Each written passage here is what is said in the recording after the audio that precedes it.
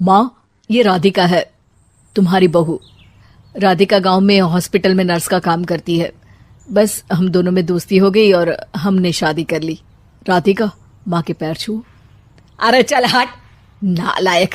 अरे मैंने क्या क्या सपने देखे थे कि तेरी शादी किसी अमीर घर में करूंगी और दहेज में लाखों रुपए लूंगी, और तू गांव की इस मामूली लड़की को मेरी बहू बनाकर ले आया। लेकिन बेटे की जिद के आगे सुनीता देवी मजबूर हो जाती है।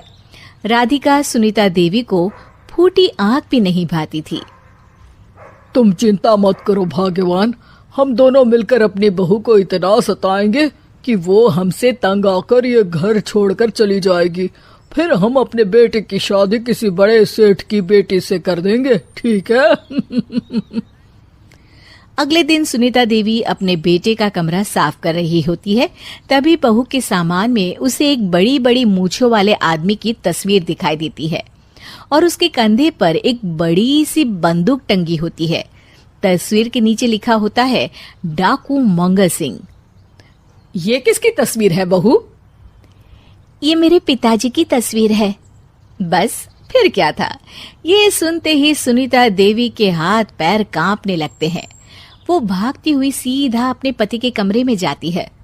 अरे गजब हो गया जी, गजब। अरे क्या हो गया भाग्यवान? हमारी बहू एक मशहूर डाकू मंगल सिंह की बेटी है। हे भगवान, अब क्या होगा? क्या कहा? डाकू मंगल सिंह? अरे मर गए रे। सुना है वो तो बड़ा ही खतरनाक डाकू है, मारता ज्यादा है गिनता कम है। लोग पुलिस वाले भी उसके नाम से कांपते हैं। अरे सुना है वो तो हर हफ्ते 2-4 लोगों का ऊपर का टिकट कटवा ही देता है। हे भगवान, अब हम क्या करेंगे? ये हमारे नालायक बेटे ने कैसी मुसीबत हमारे गले बांध दी। हाँ वो तो है, अगर हमने बहू को जरा भी तकलीफ दी तो उसका बाप मंगल सिंह हमें गोली से उड़ा देगा। अब जो मैं कहता हूँ उसे ध्यान से सुनो। तुम बहू से बिल्कुल घर के काम मत करवाना, और ध्यान रहे उसे किसी प्रकार की तकलीफ नहीं होनी चाहिए, समझ गई ना? और ऐसा ही होता है। अगले दिन सुनीता देवी रसोई में खाना बना रही होती है कि तभी, ये क्या माँ जी, मेरे रहते आप खाना बना रही हैं? चलिए हटिए, मैं खाना बना देती हूँ। अरे नहीं नहीं बहू, तू यहाँ क्यों आ गई? जा, तू अपने कमरे में जाकर आराम कर, मैं खाना बना लूंगी। सुनीता देवी जिद करके राधिका को भेज देती है। फिर एक दिन, अरे फर्श पर कितनी धूल जमी है, माँ जी देखेंगी तो नाराज हो जाएंगी, मैं अभी यहाँ पोछा लगा देती हूँ। राधिका जैसे ही पोछा लगाने लगती है कि तभी उसके ससुर की नजर उस पर पड़ती है। बंसीलाल भागता हुआ वहां आता है।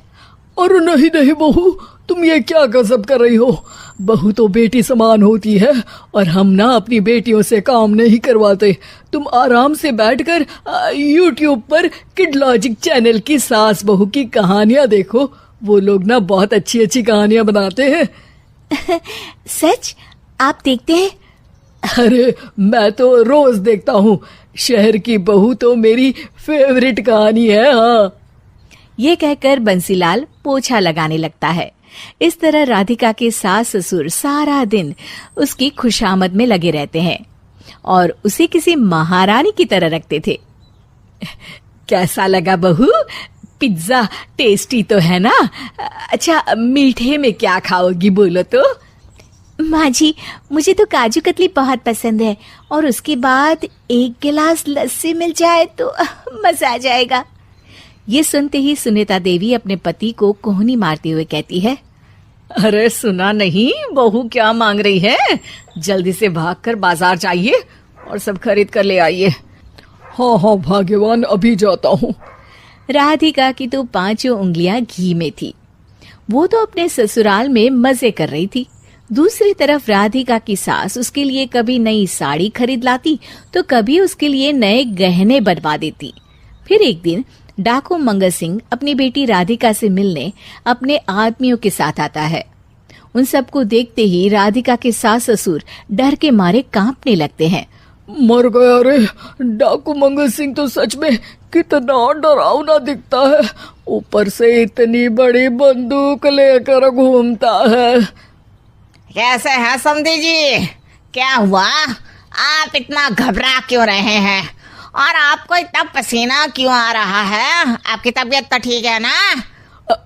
जी अभी तक तो ठीक है, पर लगता है बहुत जल्द खराब होने वाली है। क्या कहा आपने? जी जी कुछ नहीं, बताइए बताइए कैसे आना हुआ। दरअसल आज आपके शहर में हमारी नाटंकी मंडली का प्रोग्राम है, तो इसी बहाने सोचा बेटी का ससुराल भी देखता चलूं। ये सुनते ही राधिका के सास ससुर हैरान हो जाते हैं। क्या कहा? आप नौटंकी में काम करते हैं? हाँ माँ जी, पिताजी डाकू की एक्टिंग बहुत अच्छी करते हैं, उन्हें तो कई अवार्ड भी मिल चुके हैं। और ये बंदूक, ये तो असली लगती है। तभी राधिका के पिताजी अपनी नकली मूंछ निकालते हुए कहते हैं, इस मूंछ की तरह यह बंदूक भी नकली है। ये तो छर्रे वाली बंदूक है, इससे तो मैंने आज तक चिड़िया भी नहीं मारी। और खोदा पहाड़ निकला चूहा।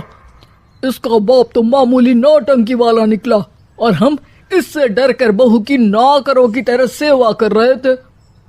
आपने सही कहा जी, इसके पीछे मेरे कितने पैसे खर्च हो गए, और काम कर कर के मेरी तो कमर टूट गई सो अलग। अरे बहू, तूने अपने पिताजी के बारे में हमें पहले क्यों नहीं बताया? राधिका मुस्कुराते हुए कहती है, आपने तो कभी पूछा ही नहीं ना माँ जी।